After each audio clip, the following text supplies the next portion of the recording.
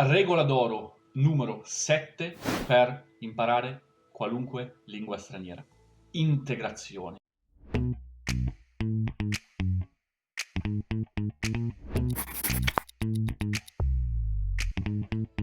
Ovvero integra l'apprendimento delle lingue nella tua vita. Che cosa vuol dire? Vuol dire fai quello che ti piace nella tua lingua obiettivo, nella lingua o nelle lingue che conosci, che stai imparando, che vuoi mantenere. Ti faccio alcuni esempi per chiarire un po' il tema. Qualche anno fa, prima del Covid, tutto è successo prima del Covid, no? Sono andato in Georgia in vacanza, giusto per viaggiare un po', quasi un mesetto tra Georgia, Armenia e Azerbaijan. Mi sono innamorato follemente della cucina georgiana. Ci sono un sacco di piatti buonissimi, uno dei quali si chiama khinkali, che sono delle specie di raviolotti ripieni di carne, diciamo.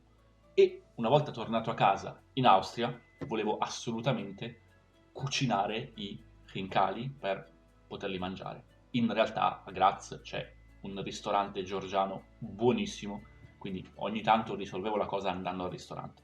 Ma non è questo il punto. Ho iniziato a cercare delle ricette su YouTube in russo per cucinare i khinkali.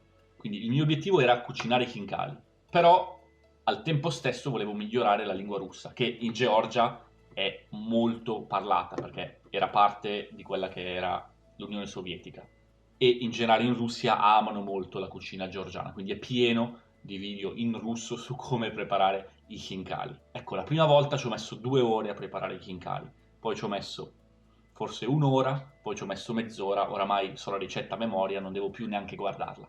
Però, ascoltando e guardando il video in russo e leggendo la ricetta, gli ingredienti in russo, ho dovuto imparare tutto il lessico relativo alla cucina in russo, no? Quindi un sacco di parole nuove ed è molto più divertente impararle così, cucinando, facendo qualcosa di concreto, che non leggersi su un libro o ripetere 100 volte carne, carne, carne, pasta frolla, pasta frolla, pasta frolla, no? E funziona anche molto meglio, perché lo colleghiamo a livello mentale, a livello neuronale, ad un'esperienza concreta, ok? È molto più facile ricordarsi che carne si dice miasa se sto toccando la carne, se la sto impastando, no?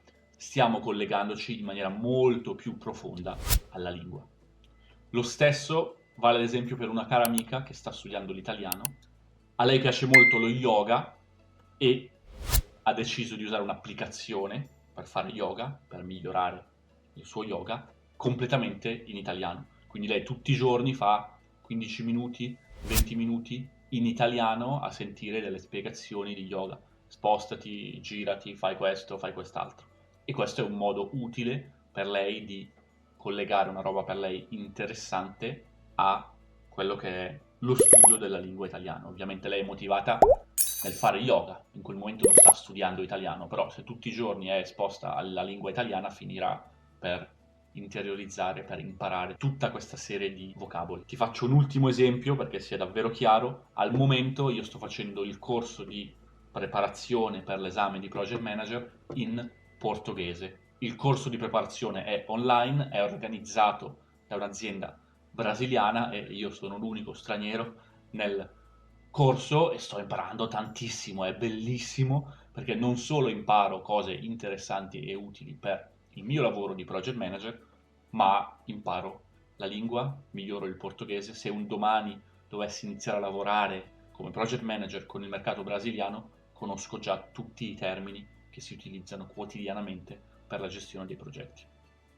Un modo utile e secondo me anche molto interessante, ovviamente per integrare la lingua nella tua quotidianità, è ovviamente frequentare persone che parlano la lingua che stai studiando.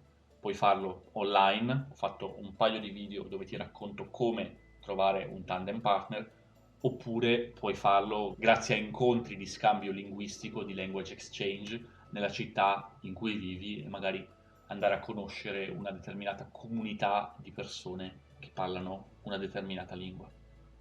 Una volta che hai integrato la tua lingua obiettivo nella tua vita, ci rimane la regola d'oro numero 8, che è il bilanciamento.